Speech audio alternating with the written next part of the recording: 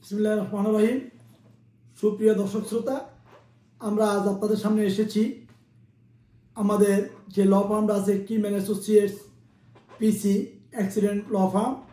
আমরা আসলে কেউ দুর্ঘটনায় কাম্য করি না, কিন্তু যখন আপনি দুর্ঘটনায় পতিত হয়ে যান তখন আপনার কিন্তু রাইট আছে আপনি কিভাবে কেসটাকে হ্যান্ডেলিং করবেন, কাদের মাধ্যমে হ্যান্ডেলিং করবেন এবং এই কেস হ্যান্ডেলিংয়ের মাধ্যমে আপনি কিভাবে আপনার সর্বোচ্চ ক্ষতিপূরণ পাবেন সেই বিষয়ে আজকে আপনাদের সামনে বিস্তারিত বর্ণনা করার জন্য আমার সাথে আছেন আমাদের এই কিম্যান অ্যাসোসিয়েটসের কেস ম্যানেজার, বাংলাদেশ বার কাউন্সিলের সম্মানিত সদস্য এবং ঢাকা জজ কোর্টের প্র্যাকটিসিং লয়ার অ্যাডভোকেট রেদওয়ানা সেতু। আপনাকে আজকে আমাদের এই usanews.online.com এর পক্ষ থেকে আন্তরিক অভিনন্দন এবং শুভেচ্ছা। আপনি আমাদের সবার উদ্দেশ্যে কিছু বলুন। আসসালামু আলাইকুম, মাহে রমজানের শুভেচ্ছা সবাইকে। ধন্যবাদ ইঞ্জিনিয়ার মোহাম্মদ খালিদ ভাই আমাকে এখানে নিয়ে আসার জন্য। আমার নাম রেদওয়ানা রাজ্জাক, তবে সেতু নামেই বেশি পরিচিত আমি। তো আর আমি এখানে বাংলাদেশে যেরকম আমি ঢাকা বারের অ্যাডভোকেট ছিলাম, প্র্যাকটিস করেছি, এখানেও আমি আসলে কিম্যান অ্যাসোসিয়েটস পিসি, এটা একটা ইনজুরি অ্যাটর্নিজ অফিস। আমি এই অফিসের কেস ম্যানেজার হিসেবে কর্মরত আছি। তো যেটা ঘটনা না সেটাই তো আসলে দুর্ঘটনা। তো দুর্ঘটনা আসলে আমাদের কারো কাম্য না, কিন্তু তারপরে যখন কোনো একটা দুর্ঘটনা বা অ্যাক্সিডেন্ট হয়ে যায় তখন আমরা আসলে অনেক বিপদে পড়ে যাই। শুধুমাত্র কিছু তথ্যের অভাবে দেখা যায় যে আমরা অনেক বড় ক্ষতিগ্রস্ত হই অনেক বেশি। তো আমি বলবো যে যে দেশের যে আইন, আমাদেরকে অবশ্যই সেই দেশের সেই আইনকে রেসপেক্ট করতে হবে এবং আইন মেনেই চলতে হবে। আর আমরা যখন বাংলাদেশে ছিলাম, বা পৃথিবীর সবাই জানে যে আমেরিকা একটা মানবিক দেশ হিসেবে পরিচিত। এখানে মানবতার ঊর্ধ্বে আসলে কিছু নেই। দেখেন, পৃথিবীর প্রত্যেকটা দেশে প্রত্যেকটা কেসের জন্য বা প্রত্যেকটা বিষয়ে সুবিধা পাওয়ার জন্য আমাদেরকে কিন্তু অ্যাটর্নিদেরকে ফি দিতে হয়। আমেরিকাতেও তাই, কিন্তু দেখেন শুধুমাত্র ইনজুরি অ্যাটর্নির ক্ষেত্রে আপনাদেরকে কিন্তু কোনো পেমেন্ট করতে হবে না। এইটা হচ্ছে আপনাদেরকে প্রথম আমরা যেটা চিন্তা করি, আল্লাহ অ্যাটর্নির টাকা কোথা থেকে দিব। তো দেখেন যে ইনজুরিতে যখন কোনো মানুষ অ্যাক্সিডেন্টের কারণে পড়ে যায়, তো তখন তো তার সংসার চালানোটাই টাফ হয়ে যায়, যেহেতু সে আর ইনকাম করতে পারে না। তো সেখান থেকে যদি অ্যাটর্নিসকে আবার তাকে হায়ার করতে হয়, তাহলে হয়তো কেউ আর কেসই করবে না। কিন্তু এই ক্ষেত্রে দেখা যাচ্ছে যে আমরা আমেরিকাতে আমাদের ইনজুরি অ্যাটর্নিজরা, ওনারা কিন্তু কনসালটেন্সি, ফ্রি কনসালটেন্সি দিচ্ছে, ফ্রি ফাইল করছে, সবকিছু, কাউকে কোনো পয়সা দিতে হবে না, নট এ সিঙ্গেল পেনি।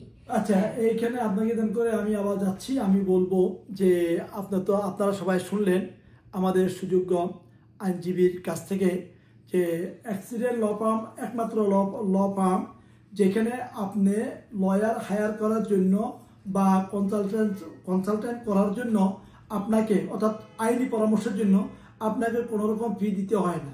সেখানে ফিটা লয়াররা নিচ্ছে আপনার কেসে। যখন তারা জয়ী হওয়ার পরে আপনার সাথে যে রিটেন ডিড হচ্ছে, সেই ডিডের অনুযায়ী যে পার্সেন্টেজটা, অর্থাৎ নিউ ইয়র্কের যে স্টেটের যে ল অনুযায়ী 3 ভাগের 1 ভাগ লয়ার তার ফিটা নিয়ে যাবে, আর 3 ভাগের 2 ভাগ আপনি যিনি ক্লায়েন্ট সে পাবে।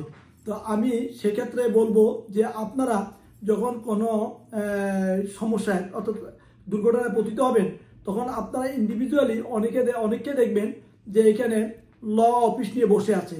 তো ল অফিস মানে কি, ইন্ডিভিজুয়াল একজন লয়ার এখানে বসে বা 2জন লয়ার বসে, 3জন লয়ার বসে, not more than that. But আপনি যদি নাকি একটা ল ফার্মের সাথে যোগাযোগ করেন, তাহলে সেখানে দেখা যাচ্ছে তাদের 25 থেকে 50 জন 60 জন লয়ার, অ্যাটর্নি অ্যাট ল ওইখানে বসে। তো আপনার কেসটা যদি নাকি আপনি ওইখানে ফাইল করতে যান, তখন কেসের যে মেরিট অনুযায়ী তারা যদি দেখে যে আপনার কেসটা বড় মাপের কেস, অর্থাৎ আপনি যে এখানে ক্ষতিগ্রস্ত হয়েছেন তাদের হাই প্রোফাইলের ইন্স্যুরেন্স আছে, অর্থাৎ কারো মিলিয়ন ডলারের পলিসি এখানে সুয়াপ করতে পারবে। বিশেষ করে মেডিকেল মাল প্র্যাকটিসগুলো কয়েক মিলিয়নের হয়। লরির মাধ্যমে যদি কেউ অ্যাক্সিডেন্ট হয় তাহলে ওইটা $1 মিলিয়ন কেস। বড় যে বাস বা গার্বিস্ট্রা, ওইগুলোর মাধ্যমে যদি কেউ ক্ষতিগ্রস্ত হয় তাহলে ওটা $1 মিলিয়ন কেস। আমাজনের মাধ্যমে যদি কেউ ক্ষতিগ্রস্ত হয় সেখানে দেখা গেছে যে এটা কয়েক লক্ষ ডলার থেকে কয়েক $1 মিলিয়ন ক্ষতিপূরণ ওইসব গাড়ির মাধ্যমে আপনি পেতে পারেন। তো এরকম যখন আপনার কেসের যে মেরিট, ওই মেরিট দেখে লয়াররা আগে দেখি না যে আপনার যে পলিসি, কেসের এগেইনস্টে যে ইন্স্যুরেন্স পলিসিটা কী পর্যায়ে কতটুকু। তো তারা যদি দেখে যে হ্যাঁ এখানে পলিসিটা অনেক বড় আছে, তখন আপনি যদি একটা বড় ল ফার্মে যান তাহলে তখন লয়ার যিনি মেইন দায়িত্বে থাকেন, যেন আমাদের এখানে আছে মিস্টার কিম। মিস্টার কিম কি করে, ওইখানে আমাদের আরো 3 জন আপনার বলছি জুস লয়ার আছে বয়ন্তম, যারা আপনার হচ্ছে লিটিগেশন করে থাকে। সো লিটিগেশন মানে যেসব কেসগুলা ফাইনাল হিয়ারিং পর্যন্ত যেয়ে থাকে, অর্থাৎ জজের মাধ্যমে ফেস করতে হচ্ছে, যেটা তার আগে কোনো অফার ছিল না, সেই সব ক্ষেত্রে আপনারা বলতেছি আপনার সর্বোচ্চ প্রাপ্তিটা আনার জন্য আমাদের ওই সিনিয়র লয়াররা সেখানে পেশ করে। তো আপনার কেসটা সাজানোর জন্য তখন লয়ার কি করে, তার যে টিম আছে, লয়ারদের যে টিমটা, ওই টিমকে বোর্ড মিটিং ডাকে। সে বোর্ড মিটিংয়ে ওই ঘটনাটা কি ঘটেছে না ঘটেছে ক্লায়েন্ট থেকে সব বিস্তারিত জানে। যদি সেখানে কোনো উইটনেস থাকে, উইটনেস থেকেও বিস্তারিত জানে। এবং তারা কি করে ওই লোকেশনটা তারা সরজমিনে অনেক সময় তারা নিজেরা গিয়ে ইন্টারভিউ করে আসে, লোকেশনটা চেক করে আসে, দেখে। এবং যে গাড়ির মাধ্যমে পড়েছে অথবা যে কাজের জায়গাতে সে অ্যাক্সিডেন্ট দুর্ঘটনায় পতিত হয়েছে সেই সব জায়গাগুলো পরিদর্শন করে তারা সব আইডিয়া নিয়ে আসে। তো আইডিয়াটা ওই গ্রুপ টিমে তারা কি করে রিপ্লেস করার পরে এখানে যখন নাকি তারা সবকিছু ডিসক্লোজ করে একে অন্যের সাথে যে এই কেসটা কিভাবে সাজানো যায়, তো এইভাবে তারা সবকিছুকে একে অন্যের সাথে আলাপ আলোচনা করে কেসটাকে সাজিয়ে গুছিয়ে তারপরে তারা এটা সাবমিট করে। তখন কারণ কেসটা সাজানোর ক্ষেত্রে কিন্তু বিশাল একটা সফলতা যে আপনার কেসের 60% কিন্তু সাজানোর ক্ষেত্রে কিন্তু এগিয়ে গেছে। সো আপনি যদি নাকি একজন ইন্ডিভিজুয়াল লয়ারের কাছে যান, উনি একজন বিবেচনা করতেছে, ওনার চিন্তায় যা আসছে তাই উনি করতেছে। আর আপনি একটা ল ফার্মে গিয়েছেন, অনেকগুলো লয়ার থেকে এক একজনের এক এক রকম আইডিয়া, সেই ক্ষেত্রে তারা একে অন্যের সাথে আলাপ আলোচনা করতে হতে অনেকগুলো আইডিয়ার মাধ্যমে থেকে বেস্ট আইডিয়া যেটা সেটাকে তারা ক্যাচ করবে করে ওই আইডিয়া অনুযায়ী তারা পরবর্তীতে আগাবে। তো সেক্ষেত্রে আমি আমাদের যে কেস ম্যানেজার অ্যাডভোকেট রেদওয়ান সেতু আপনাকে বলবো যে আমাদের যে ল অফিসটা আছে Kim and associates law firm, তো Kim and associates law firm তাদের কাছে যখন আমাদের নতুন কোনো ক্লায়েন্ট যাদের পূর্ব কোনো অভিজ্ঞতা নেই, হঠাৎ করে তারা দুর্ঘটনায় পতিত হওয়ার পরে তারা যেভাবে জানলো বিভিন্ন ব্যক্তি বিশেষের মাধ্যমে বা মিডিয়ার মাধ্যমে, সোশ্যাল মিডিয়ার মাধ্যমে তারা আমাদের ল অফিসে খোঁজখবর জানলো, জেনে আপনার সাথে অথবা আমার সাথে অথবা আমাদের ল অফিসের যে কোনো লয়ারের সাথে অথবা আমাদের কিম অ্যান্ড অ্যাসোসিয়েটসের সাথে তারা যদি যোগাযোগ করে, তো যোগাযোগ করে যখন আমাদের অফিসে আসে তখন আপনি সেইগুলাকে কিভাবে হ্যান্ডেল করেন এবং তাদেরকে কি অ্যাডভাইস করেন? আচ্ছা, ধন্যবাদ আপনাকে। আসলে যখন কোনো ক্লায়েন্ট আসে আমাদের কাছে, তো তখন প্রথমে আমাদেরকে জানতে হয় যে কেসটা কি কেস। কারণ আপনার শুধুমাত্র গাড়ির সাথে গাড়ির অ্যাক্সিডেন্ট হলে সেটা যেরকম এক ধরনের কেস, নো ফল্ট কেস, পেডেস্ট্রিয়ানের ক্ষেত্রে সেটা কি ধরনের কেস, অথবা ধরেন যে বাইসাইকেলের ক্ষেত্রে কি, মোপ্যাডের ক্ষেত্রে কি, so case to case vary করে। তো আসলে অ্যাক্সিডেন্ট যেটা ইনজুরি কেস এত বড় একটা বিষয় যে এইটা আপনাদেরকে হয়তো বা অল্প সময় আমরা বলতে পারবো না। তো সংক্ষেপে যেটা বলি, যখন গাড়ির সাথে কোনো গাড়ির অ্যাক্সিডেন্ট হচ্ছে, কোয়ালিশন হচ্ছে, তো সেই ক্ষেত্রে যখন ক্লায়েন্ট আমাদের কাছে আসে তো তখন আমাদের জানতে হয় যে গাড়ির ইন্স্যুরেন্স আছে কিনা, ফার্স্ট পার্টি থার্ড পার্টির ইন্স্যুরেন্স, এগুলো সমস্ত কিছু আলাপ আলোচনার মাধ্যমে তখন আমরা ওনাকে বলি যে যদি উনি কাজের মধ্যে না থাকে। তো আমি এখানে আসলে বাঙালিদের কেসগুলো নিয়ে বেশি আলোচনা করতে চাচ্ছি যে আমাদের বাঙালি ভাইরা ম্যাক্সিমামই কিন্তু উবার, লিফট, হ্যাঁ, ভিয়া, এইসব বা ইয়েলো ক্যাব, হ্যাঁ, গ্রিন ক্যাব, ব্ল্যাক ক্যাব, এগুলোতে মানে অ্যাজ এ ড্রাইভার প্রফেশন হিসাবে তারা নিয়েছেন। তো তাদের ক্ষেত্রে যদি তাদের অ্যাপগুলো অন থাকে, উবার, লিফট, ভিয়া অ্যাপ, হ্যাঁ, তাহলে তারা কিন্তু কাজের মধ্যে ছিল। সেই ক্ষেত্রে তাদের কেসটা কিন্তু দুই ধরনের হয়। একটা হচ্ছে যে ওনাদের বডি ইনজুরি কেসটা, যেটা আমি নিজে টেক কেয়ার করি, আর একটা হচ্ছে ওয়ার্কার্স কম। তো আমাদের ওয়ার্কার্স কম আসলে অনেক অ্যাটর্নিজ লাগে, কারণ তাদের সব হিয়ারিংই কোর্টের মাধ্যমেই করতে হয়, আপনার বিচারকের মাধ্যমে। সো আমাদের ওয়ার্কার্স কম অফিসটা আবার অন্য একটা প্লেসে, মিনিওয়ালাতে। তো তখন আমাদের একজন ওয়ার্কার্স কম অ্যাটর্নিজ আছে, সে আসে, সে এসে তার পার্টটা বলে। আর আমরাও বডি ইনজুরির লেভেলটা বলি। আর বডি ইনজুরির লিমিটটা ডিপেন্ড করে আসলে আপনার থার্ড পার্টির গাড়ির ইন্স্যুরেন্সের উপরে। যদি ইন্স্যুরেন্স যত ভালো তত ভালো আপনার বডি ইনজুরির পেমেন্টটা আসবে। আর এই ক্ষেত্রে বলে রাখি যে নিউ ইয়র্ক স্টেটের আমাদের অ্যাটর্নি নিউ ইয়র্ক এবং নিউ জার্সি, আমরা এই দুইটা স্টেটের কাজ করি। কারণ মিস্টার কাংসু কিম উনি কোরিয়ান অ্যাটর্নিস, ওনার হচ্ছে দুইটা স্টেটের লাইসেন্স আছে, সেজন্য আমরা এই দুইটা লাইসেন্সে কাজ করি। এছাড়া আমরা কানেকটিকাট পেনসিলভেনিয়াতে করি। সেটা কিভাবে যে আসলে আমাদের যেরকম আমরা জানি যে অ্যাক্সিডেন্ট হওয়ার সাথে সাথে এটা অ্যাক্সিডেন্ট কেস, আসলে কিন্তু অ্যাক্সিডেন্ট হওয়ার সাথে সাথে এটা কোনো কেস না, হ্যাঁ, দ্যাট ইজ ক্লেম। আমরা ক্লেম ফাইল করি একটা ইন্স্যুরেন্সে, ওনার নিজের ইন্স্যুরেন্সে করি নো ফল্ট, আর থার্ড পার্টির কাছে আমরা বডি ইনজুরি ক্লেম করি। এই ক্লেমটা কিন্তু 1 থেকে 1.5 বছর পর্যন্ত আপনার ইন্স্যুরেন্সে থাকে। যখন এই ইন্স্যুরেন্সের মধ্যে ওনার ট্রিটমেন্ট অনুযায়ী আমরা ভালো কোনো অফার না পাই, তখন আমাদেরকে এটা 18 মাস পরে কিন্তু লিটিগেশনে কোর্টে দিতে হয়, যেটাকে লিটিগেট করে আমাদের লিটিগেশন অ্যাটর্নিরা। এবং আমাদের আলহামদুলিল্লাহ আমাদের ইন হাউস লিটিগেশন অ্যাটর্নি আছে। খালিদ ভাই যেরকম বললেন যে আমাদের জুইস অ্যাটর্নি আছে, শুধু আমাদের 3 জন জুইস অ্যাটর্নি না, আমাদের এক্সপেরিয়েন্স কোরিয়ান অ্যাটর্নি আছে, চাইনিজ একজন অ্যাটর্নি আছে। আনফর্চুনেটলি বাংলাদেশি কোনো লিটিগেশন অ্যাটর্নি কিন্তু নিউ ইয়র্কে নেই কোনো বিষয়েই। আসলে যতই আপনারা বাঙালি অ্যাটর্নিস দেখছেন নামের সাথে অ্যাটর্নি, তারা কেউ লিটিগেশন অ্যাটর্নি না। এখানে আমরা যেরকম বাংলাদেশে যেদিন লাইসেন্স পেয়েছি, আমাদের নাম্বারটা পেয়েছি ঢাকা বাড়ির, তারপরে দিনই খুশি যে ইওর অনার বলে দাঁড়ায় যাচ্ছি, আর্গুমেন্ট করছি, কেস ফাইল করছি। এখানে কিন্তু litigation attorney is totally different. ওনাদেরকে আলাদা লাইসেন্স লাগে এবং ওনারাই কোর্টে একমাত্র ইওর অনার বলে দাঁড়াইতে পারে, নট অল দ্য অ্যাটর্নিস। হ্যাঁ, অন্যান্য অ্যাটর্নিরা কেস ফাইল করতে পারে। আর খালিদ ভাই যেটা বুঝাইছে যে একটা ল অফিস আর ল ফার্মের মধ্যে পার্থক্য, ডেফিনেটলি এখানে কিন্তু পার্থক্য আছে।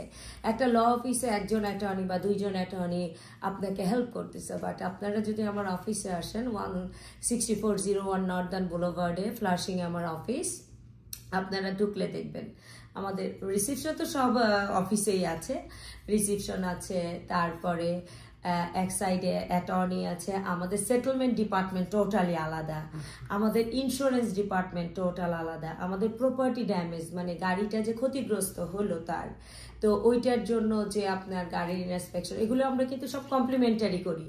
এইখান থেকে চেক কিন্তু আমাদের ক্লায়েন্টের নামে আসে, ওনার গাড়ি ফিক্সের যে টাকাটা, ওইখান থেকে কিন্তু আমরা not a single Penney, but ওইটার জন্য কিন্তু আমাদের একটা আলাদা ডিপার্টমেন্টই আছে, ওই ডিপার্টমেন্টে কয়েকজন কাজ করছেন। হ্যাঁ, তারপরে আমাদের লস্ট ওয়েজেস ডিপার্টমেন্ট আছে, যে যারা হয়তো বড় ইনজুরির কারণে হাত পা ভেঙে ফেলছে, কাজে যেতে পারছে না, ব্যাক করতে পারছে না, তো তারা কিন্তু আবার টাকা পাচ্ছে ইন্স্যুরেন্সের কাছ থেকে, নো ফল্ট ইন্স্যুরেন্সের কাছ থেকে। হ্যাঁ, তো তখন হয় কি যে তাদের ওইটা একটা লস্ট ওয়েজেস ডিপার্টমেন্ট। আবার মনে করেন যে আমাদের লিটিগেশন ডিপার্টমেন্ট আলাদা, এই যে কোর্টে সাবমিট করতেছে, কোর্টের ডেট, তারপর আবার 50H hearing, EBIT, different date, এবং তাদেরকে প্রিপেয়ার করা, অ্যাটর্নিজদের স্কেজুয়াল, এগুলো একটা ডিপার্টমেন্ট করছে। তারপর এরকম আমাদের প্রায় 8 থেকে 10টা ডিপার্টমেন্ট কিন্তু আলাদা কাজ করছে অফিসের মধ্যেই, তারা ইন পার্সন কাজ করছে।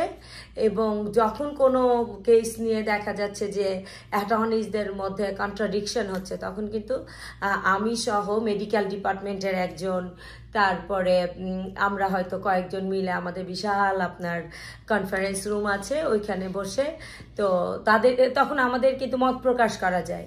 যেরকম আমাকে ডেকে আমার সেটেলমেন্ট ডিপার্টমেন্ট বলতেছে, তোমার কেন মনে হচ্ছে যে এই কেসটা আমাকে নিতে হবে, তোমার কি মনে হচ্ছে না যে এটা তার রং? হ্যাঁ, কোন সাইড থেকে তুমি মনে করতেছো ক্লায়েন্ট রং করে নাই? হ্যাঁ, তো আমি আমার ওপিনিয়ন দিলাম, আর একজন বিশাল আমাদের বিগ স্ক্রিন আছে ওইটাতে। হ্যাঁ, এইভাবে কিন্তু আমরা এখানে বসে নিজেরাই ফার্স্টে আর্গুমেন্ট করে এক একজনের এক এক পয়েন্ট অফ ভিউ থেকে কিন্তু আমরা এগুলো মানে বের করি। হ্যাঁ, বের করে তারপরে এটা আমাদের সহজ হয় আসলে। তারপরে আইমি স্কেজুয়াল করার জন্য একটা ডিপার্টমেন্ট, বডি ইনজুরির জন্য আর একটা ডিপার্টমেন্ট। হ্যাঁ, তো সবকিছুই ডিপেন্ড করে ক্লায়েন্টের ট্রিটমেন্টের উপরে কিন্তু সেটেলমেন্ট মানি। আপনাকে এখানে আপনি যে সুন্দর একটা অপরচুনিটি আমাদেরকে বলেছেন, যে আমরা জানি যে যখন একটা মানুষ, বিশেষ করে যারা গাড়ি অ্যাক্সিডেন্টে পতিত হন, তাদের যখন নাকি সে যে কেসটা উইন করে, উইন করার পরে যে টাকাটা পায় লয়ার ওটার থেকে 3/1 যেমন নিচ্ছে, তেমনি আবার যখন তার যে গাড়িটা ক্ষতিগ্রস্ত হয়েছে সেই গাড়ির জন্য যদি লয়ার যদি ওটার জন্য আপনাকে হেল্প করে, যদি নাকি সে নিজেরটা তার ইন্স্যুরেন্সকে দিয়ে যদি টাকাটা আনে তাহলে সেটা ডিফারেন্ট। বাট যদি লয়ারের মাধ্যমে আনে তাহলে নিউ ইয়র্কে ম্যাক্সিমাম ল ফার্মে ওই গাড়ির যে ড্যামারেজটা আসে সে ড্যামারেজেরও 3/1 টাকা তারা এখানে নিয়ে নেয়। প্লাস ওই যে লস্ট ওয়েজ বা ওয়ার্কার্স কম্পেনসেশন যে কথাটা বলছেন সেটার জন্য যদি লয়ার হেল্প করে, যদি নাকি আমি নিজে গিয়ে আমি লস্ট ওয়েজ ফাইল করলাম ওয়ার্কার্স কম্পেনসেশন বোর্ডে গিয়ে বা লেবার ডিপার্টমেন্টে গিয়ে, তাহলে তো সেটা ভিন্ন। কিন্তু লয়ার মাধ্যমে আনলে এখানে নিউ ইয়র্কে অনেক লয়ারের অফিসে দেখা গেছে সেই পার্ট থেকেও কিন্তু 3/1 নিয়ে যায়। বাট আপনি একটা গ্রেট অপরচুনিটি বলেছেন যে কিম্যান অ্যাসোসিয়েটস ল ফার্মে ওরা যে আপনার যে প্রপার্টি ড্যামেজ যেটা অর্থাৎ আপনার গাড়ি যে ভাঙচুর হলো ওই গাড়ি ভাঙচুরের জন্য আপনার যদি $5,000 ক্ষতিপূরণ আসে, $10,000 ক্ষতিপূরণ আসে বা তার চেয়ে মোর মানি ক্ষতিপূরণ হিসেবে আসে, সেখান থেকে নট এ সিঙ্গেল পেনি আপনার লয়ার নিচ্ছে না। মানে উনি এটা ফ্রিয়ে অর্থাৎ তার ক্লায়েন্টদের সন্তুষ্টির জন্য উনি এই কাজটা ফ্রি করে দিচ্ছে।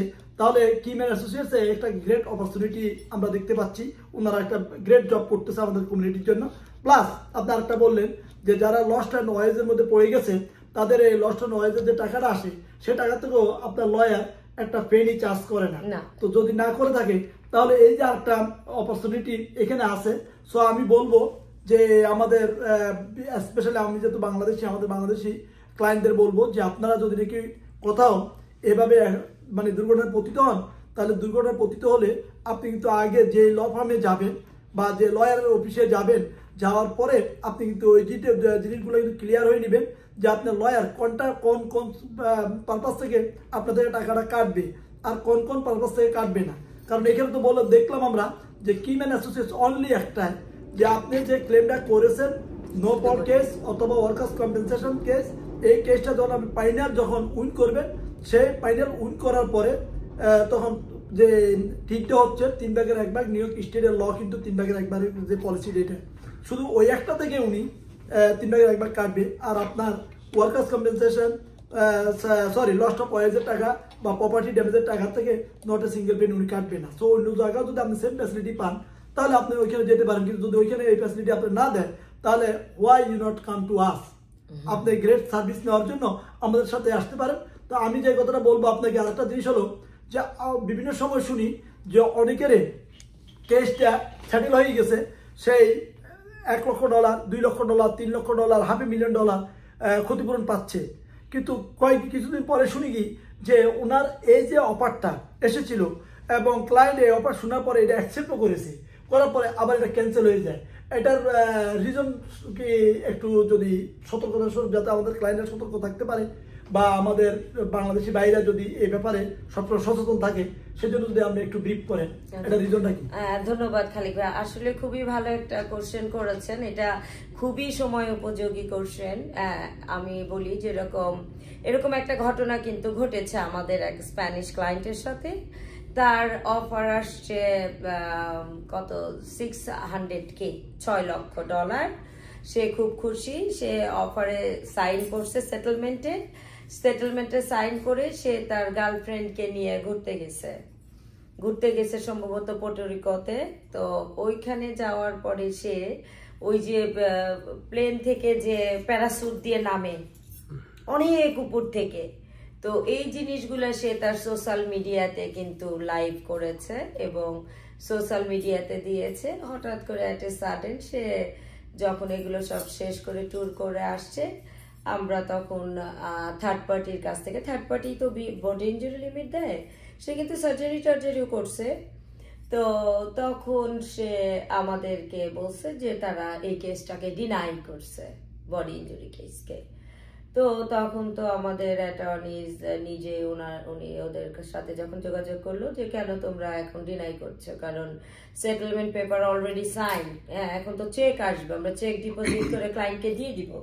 But the problem is that তখন তারা বলছে যে আমরা তার সোশ্যাল মিডিয়া চেক করেছি এবং সোশ্যাল মিডিয়াতে তার যে অ্যাক্টিভিটিস দেখানো হয়েছে সেইটা দেখার পরে আমাদের মনে হয়েছে যে তার আসলে বডি ইনজুরি পার্মানেন্ট কোনো বডি ড্যামেজ হয়নি বা তার পার্মানেন্ট কোনো বডি ইনজুরি না, সেই জন্য আমরা তার কেসটাকে ডিনাই করছি। তো পরে এটা অনেক আবার লিটিগেশনে দিয়ে তারপরে মানে এটা নিয়ে খুব ভয়ঙ্কর একটা সিচুয়েশন অফিসে।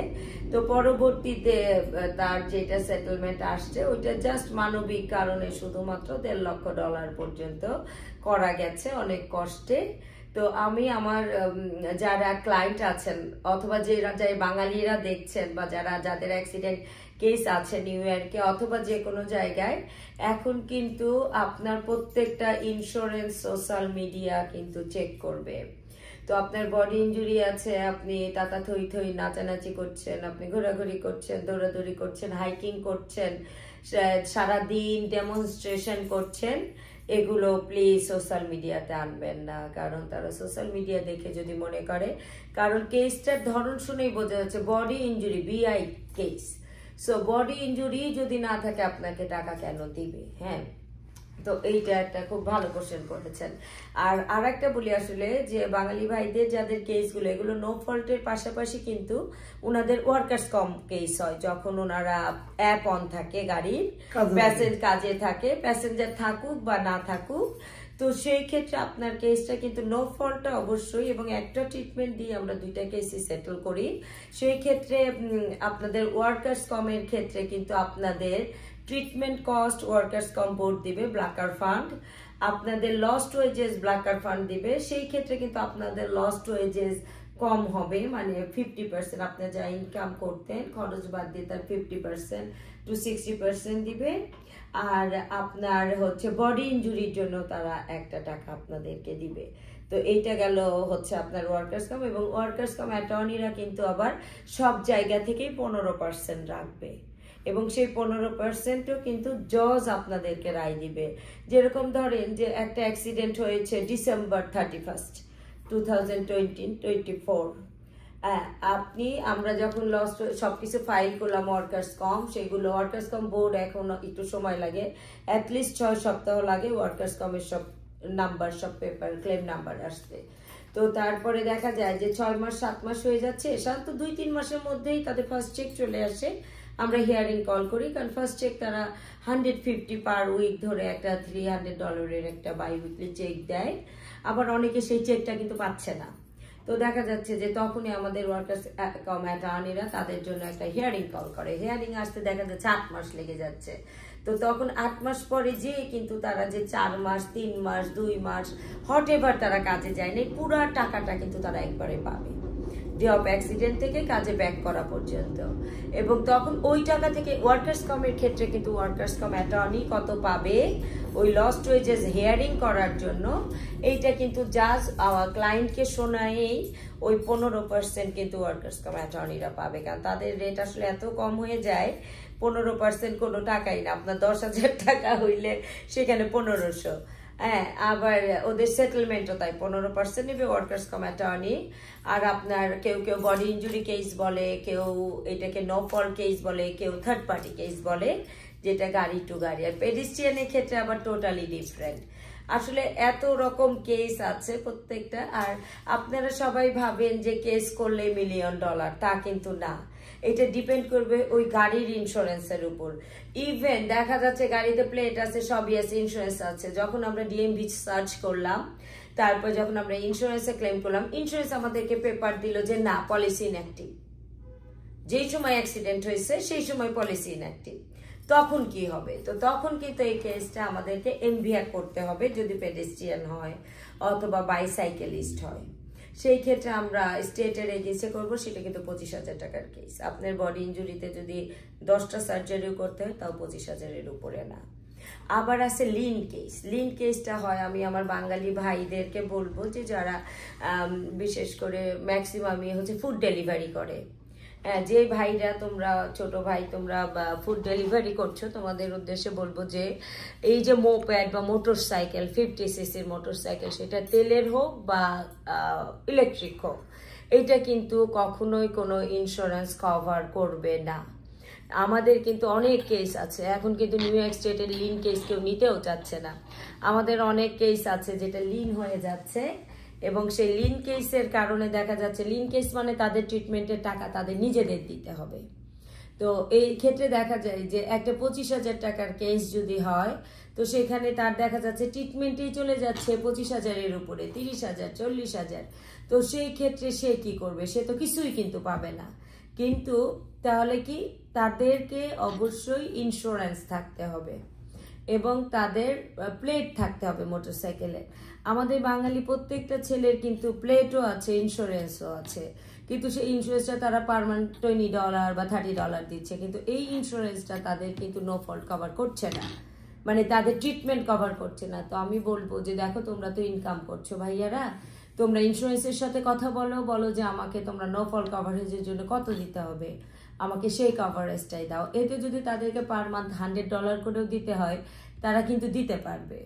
কিন্তু যখন তাদের ট্রিটমেন্টে $25,000, $30,000 একবারে দিতে হচ্ছে, তখন তাদের জন্য কিন্তু এটা টাফ হয়ে যাচ্ছে। আমরা আবার আসতেছি যে সুপ্রিয় দর্শক শ্রোতা, আমরা কিন্তু এখান থেকে আরেকটা জিনিস পেয়ে গেলাম যে যদি নাকি আপনারা কেউ যদি টিএলসি ড্রাইভার হন, যদি নাকি আপনি যেটা বললো আমাদের ম্যাডাম, যে আপনি যদি গ্রিন ক্যাব ড্রাইভার হন অথবা ইয়েলো ক্যাব ড্রাইভার হন অথবা উবার ড্রাইভার হন, উবার ক্ষেত্রে উবার, লিফট, বিয়া যেটাই বলেন, ওগুলো আপনার ড্রাইভার হন, এবং আপনার যদি সেই সময় যদি নাকি আপনার অ্যাপস অন থাকে, অ্যাপস অন থাকলে আপনার যাত্রী আছে কি না ম্যাটার, আপনার অ্যাপস অন আছে মানে আপনি কাজে আছেন। আর আপনি যদি এই কাজে অ্যাপস অন করার পরে আপনি যদি নাকি দুর্ঘটনায় পতিত হন, তাহলে আপনার কিন্তু কেস হবে দুইটা। একটা হবে যে গাড়ির সাথে আপনি অ্যাক্সিডেন্টে পতিত হয়েছেন সেই গাড়ির ইন্স্যুরেন্সের এগেইনস্টে, আর আরেকটা হবে ওয়ার্কার্স কম্পেনসেশন, যেটা ম্যাডাম বললো, ওটা মানে কেউ বলে ব্ল্যাক কার ফান্ড, কেউ বলে ওয়ার্কার্স কম্পেনসেশন, আর কেউ বলে উবার। তো যে যেটাই বলো, বাট আপনার তখন কেস হচ্ছে দুইটা, আপনি দুই ক্ষেত্রে টাকা পাবেন। আপনি যদি সত্যিকার অর্থে ইনজুরিড হন আপনি, এবং আপনি যদি ঠিকভাবে চিকিৎসা নেন, তাহলে চিকিৎসা নিলে আপনার প্রথম ওই ইন্স্যুরেন্সের এগেইনস্টে যে কেসটা, ওই কেসটা সেটেল হবে। ওই কেসে ওই গাড়ির যত টাকার ইন্স্যুরেন্স ছিল সেই ইন্স্যুরেন্সটা নিউ ইয়র্ক সিটির ল হলো মিনিমাম 25,000 আর ম্যাক্সিমাম কয়েক মিলিয়ন হতে পারে। এখন এটা হলো গাড়িটা কার, ওই ব্যক্তিটা কে, তার সামাজিক অবস্থান কি, এবং গাড়িটার নতুন না পুরাতন, সেটার উপরে ভিত্তি করে ইন্স্যুরেন্সটা কম বেশ হয়। বাট 25,000-এর নিচে কেউ আসতে পারবে না। আর বাট ম্যাক্সিমাম তো কয়েক মিলিয়ন ডলার হতে পারে। সে যদি মাল্টি মিলিয়নার হয়, তার গাড়ির পলিসিটা ওইভাবে সে নিচ্ছে, নাহলে তো তার প্রপার্টির উপরে আপনি দেয় পরবর্তী সুদ বসাবেন। এই জন্য সে নিজকে সেভ রাখার জন্য বেশি টাকার পলিসি নিচ্ছে। তো তখন এই যে গাড়ির থেকে যে টাকাটা আপনি পাবেন, এই কেসটা শেষ হওয়ার পরে আমাদের অ্যাডভোকেট রেদওয়ানা যে আইডিয়াটা আপনাদেরকে দিল, সেটা হলো ওই গাড়ির কেসটা শেষ হওয়ার পরে যখন আপনি বিজি হবেন, সেক্ষেত্রে যে টাকাটা আসবে ওই টাকার 3/1 অ্যাটর্নিকে আপনি পে করতে হবে। আবার পক্ষান্তরে আপনার যে আরেকটা কেস আছে, যেটাকে আপনি বললেন ওয়ার্কার্স কম্পেনসেশন কেস, অথবা আপনার ব্ল্যাক কার ফান্ড, অথবা উবারের বিরুদ্ধে কেস, ওই কেসের থেকেও কিন্তু আপনি এটা কিন্তু আনলিমিটেড। ওইখানে কত টাকা আপনাকে দিবে, এটা $0 থেকে $1,000,000 দিতে পারে। সেটা হলো আপনি ফিজিক্যালি কতটুকু ইনজুরিড হয়েছে, ডাক্তার আপনাকে কতটুকু ফিজিক্যাল ইনজুরিড দেখাইছে, সেটার উপরে আপনার বডি কতটুকু ক্ষতিগ্রস্ত হয়েছে, 20%, 30%, 40%, 100%। তো যে যতটুকু ডাক্তার আপনাকে ক্ষতিগ্রস্ত শরীরে শারীরিক ক্ষতিগ্রস্ত দেখাবে, সেই অনুযায়ী আপনি $1,000,000 ওইখান থেকে পেতে পারেন। বাট তারা এখানে কিন্তু লিমিট লেখে না, লিখে রাখছে ওটা কাভার দিবে আনলিমিটেড মন। তো সেই ক্ষেত্রে যাইয়া যে টাকাটা আপনি পাবেন, ওই টাকাটা থেকে 1/3 কিন্তু আপনাকে লয়ারকে দিতে হচ্ছে না। লয়ার ওই টাকাটা থেকে মাত্র অনলি 15% লয়ার ফি। আমাদের অনেক বাঙালি বাইরে জানে না, না জানাতে আপনারা কিন্তু যে ল ফার্মে যাচ্ছেন, ওই ল ফার্ম আপনাদেরকে ওই 1/3 বলে ওইখান থেকে 1/3 কাটে, এখান থেকেও 1/3 কাটে। তারপর আবার তাদের বিভিন্ন পেপার ওয়ার্ক আছে, তারপরে এপ্লিকেশন ফি আছে, এ আছে, সে আছে, ওইগুলো বইলা বুয়াকা আপনাদের 62 বাড়াইয়া অনেক টাকা আপনাদের থেকে কেটে নিয়ে যায়। স্পেশালি গত কিছুদিন আগে এক ভদ্রলোক আমার কাছে এসেছিল স্টেটেন আইল্যান্ড থেকে, ওনার কেস সেটেল হয়েছে $48,000, আর উনি পেয়েছে অনলি $8,000। ওনার 2টা সার্জারি করেছে। তো এখন আমি বললাম যে ভাই সমস্যাটা কি, বললো যে ওনার বডির যে ইঞ্জুরি রয়েছে 2টা সার্জারির জন্য ওনার টাকা চলে গেছে $65,000। ওনার এটা লিমিট ছিল $50,000, তো $15,000 এখান থেকে পে করতে হয়েছে।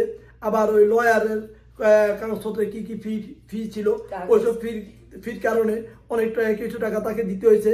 আবার 48,000-এর মধ্যে 3/1 প্রথমে লয়ারকে দিয়ে দিয়েছে, তো এভাবে রিটার্ন করতে যাই দেখেছে 16,000 লয়ার প্রথমে নিয়ে নিছে, আর 32,000, এই 32,000 থেকে আবার ওই $15,000 ওই ওনার চিকিৎসার পারপাসে দিয়ে দিছে।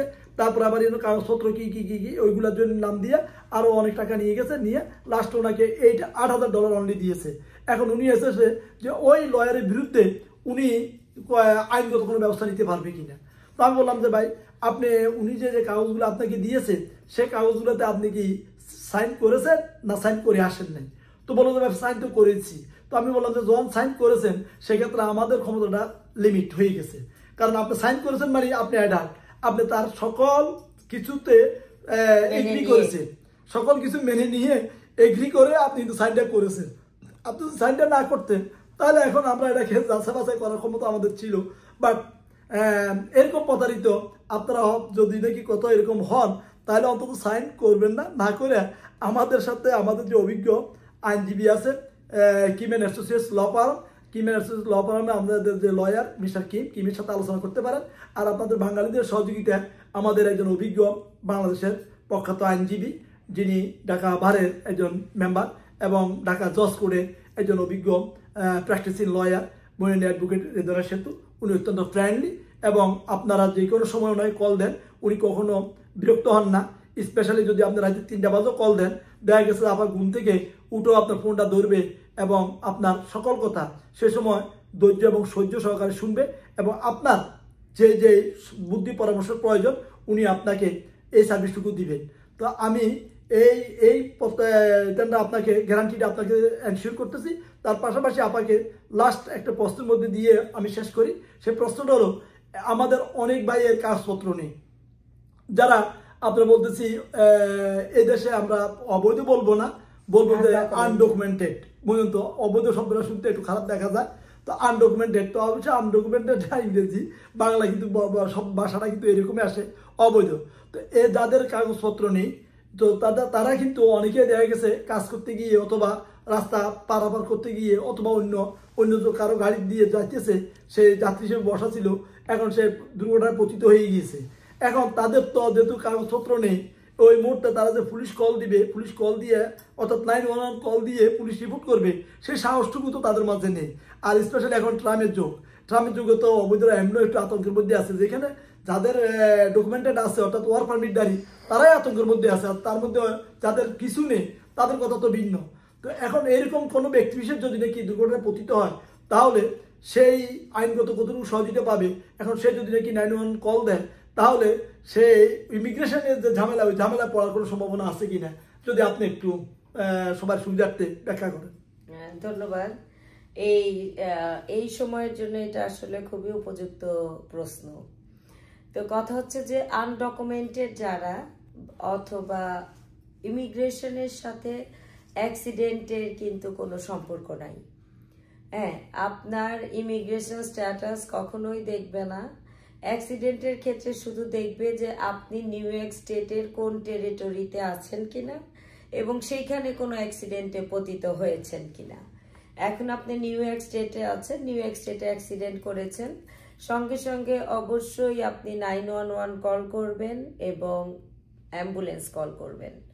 পুলিশ লাগলে পুলিশ কল করবেন, কারণ পুলিশ NYPD অথবা স্টেট পুলিশ অথবা হাইওয়ে পুলিশ অথবা টানেল পুলিশ, যেইখানেই অ্যাক্সিডেন্ট ঘটুক, এই প্রকৃতির পুলিশরা কখনোই আপনার ইমিগ্রেশন নিয়ে প্রশ্ন করবে না, কখনোই প্রশ্ন করবে না, কখনোই প্রশ্ন করবে না। আর করলেও আপনি উত্তর দিতে বাধ্য না। আর দ্বিতীয় কথা হচ্ছে, সবসময় মনে রাখবেন শুধুমাত্র আইস ইমিগ্রেশন পুলিশ যেটা, ওরা ছাড়া আপনার ইমিগ্রেশন স্ট্যাটাস নিয়ে কেউ আপনাকে কোশ্চেন করবে না এবং কেউ আপনাকে গ্রেপ্তারও করতে পারবে না। সো অ্যাম্বুলেন্স কল করা এবং পুলিশ কল করাটা আপনার জন্য অত্যন্ত জরুরি, ডকুমেন্টেড অথবা আনডকুমেন্টেড। কারণ একটা পুলিশ রিপোর্ট থাকা মানে ওইখানে একটা অ্যাক্সিডেন্ট হয়েছে। আমাদের কিন্তু প্রচুর হিট অ্যান্ড রান কেস হয়, গাড়ি এসে ধাক্কা দিয়ে পথচারীকে ধাক্কা দিয়ে চলে যাচ্ছে, বাইসাইকেলিস্টকে ধাক্কা দিয়ে চলে যাচ্ছে। তো এই কেসগুলা কিন্তু গাড়ি থাকে না, হয়তো তারা ছবিও তুলতে পারে নাই, সত্যি সত্যি পরে খুব ইনজিউর্ড হয়ে গেছে, ইনজুরিতে পড়ে গেছে। সেই ক্ষেত্রে তারা ছবিটাও পকেট থেকে বের করে তুলতে পারে নাই, অথবা বাইসাইকেল থেকে মোবাইল দূরে চলে গেছে, সে পড়ে গেছে, গাড়ি হিট করে চলে গেছে, সেই ক্ষেত্রে আমি বলবো মাস্ট আপনাদেরকে পুলিশ কল করতেই হবে, কারণ পুলিশ রিপোর্টই প্রমাণ করে যে ওইখানে একটা অ্যাক্সিডেন্ট হয়েছে এবং সেই অ্যাক্সিডেন্টে আপনার নাম থাকবে, আপনার সাথে হয়েছে। কারণ যেই ক্ষেত্রে গাড়ি চলে গেছে সেই ক্ষেত্রে আমরা স্টেটের বিরুদ্ধে ক্লেম করব, এবং এই স্টেটের বিরুদ্ধে ক্লেম করতে গেলে আমাদেরকে অবশ্যই যে অ্যাক্সিডেন্টটা হয়েছে এটা প্রমাণ করতে হবে।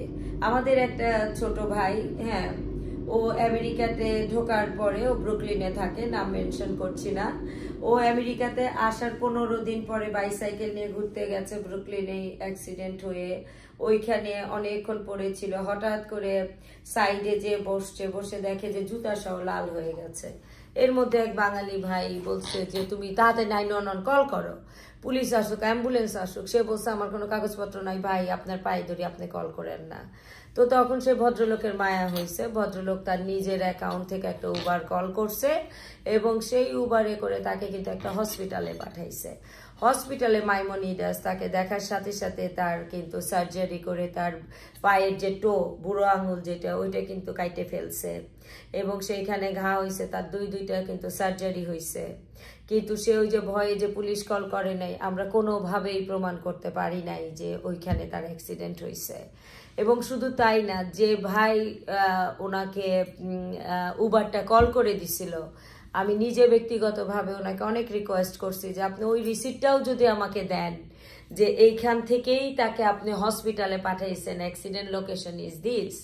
কিন্তু সেই ভাই কিন্তু আমাদেরকে দুঃখজনক হলেও সত্যি যে ওই উবারের রিসিপ্টটা দেয়নি। হ্যাঁ, উনি কিন্তু কোনো বিপদে পড়তো না, কোনো কিছুই হইতো না, কিন্তু উনি ভয় পেয়ে গেছে, এই জন্য উনি আর দেয় নেই। এই জন্য কিন্তু আমরা কেসটা আর প্রুভই করতে পারি নাই। হ্যাঁ, তো এই যে একটা ছেলে একটা সুবিধা থেকে বঞ্চিত হলো, আমাদেরকে আরো অনেক বেশি উদার হইতে হবে এবং এইভাবে সাহায্য করতে হবে। কিন্তু ও যদি ওইখান থেকে পুলিশ না, শুধুমাত্র অ্যাম্বুলেন্সও কল করতো, হ্যাঁ, তাইলেও কিন্তু হইতো। কয়েকদিন আগে আমাদের বিশাল একটা অ্যাক্সিডেন্ট হয়েছে, ওই আপার পুরা এইখান থেকে এই পর্যন্ত সার্জারি, কিন্তু ওনার ওই অবস্থা দেখে আসলে ওই স্পটেই অ্যাম্বুলেন্স ওনাকে তাড়াতাড়ি নিয়ে গেছে, পুলিশ রিপোর্টে ওনার নাম নাই। এখন পুলিশ রিপোর্ট যখন অ্যামেন্ডমেন্ট করতে গেছে, পুলিশ এখন বলতেছে যে না, দেরি হয়ে গেছে। কিন্তু আমরা তার কেসটা প্রুভ করতে পারছি কিভাবে? ঠিক অ্যাম্বুলেন্স যখন তাকে ওইখান থেকে পিক আপ করে হসপিটালে নিয়ে গেছে লং আইল্যান্ডে, স্টনি ব্রুকে, ওই যে তার মেডিকেল রেকর্ডে কিন্তু অ্যাম্বুলেন্সের বিল এবং অ্যাম্বুলেন্স কোথা থেকে পিক আপ করছে এবং কোথায় ড্রপ করছে, ওই লোকেশনটা কিন্তু আমরা পাইছি। তো তার মানে যে it is proven that she was there when this accident happened. হ্যাঁ, তো তাহলে সুপ্রিয় দর্শক শ্রোতা, আমরা চলে আসছি শেষ দিকে। আপনারা তো জানলেন যে আপনারা যদি নাকি এখানে লিগ্যাল ইলিগ্যাল, বৈধ অবৈধ আমরা যে ভাষায় বলি, বাট আপনারা যদি কেউ দুর্ঘটনায় পতিত হন তাহলে ভয়ের কিছু নেই। আপনারা ওটার জন্য পুলিশ কল করতে পারবেন এবং পুলিশে রিপোর্ট করতে পারবেন।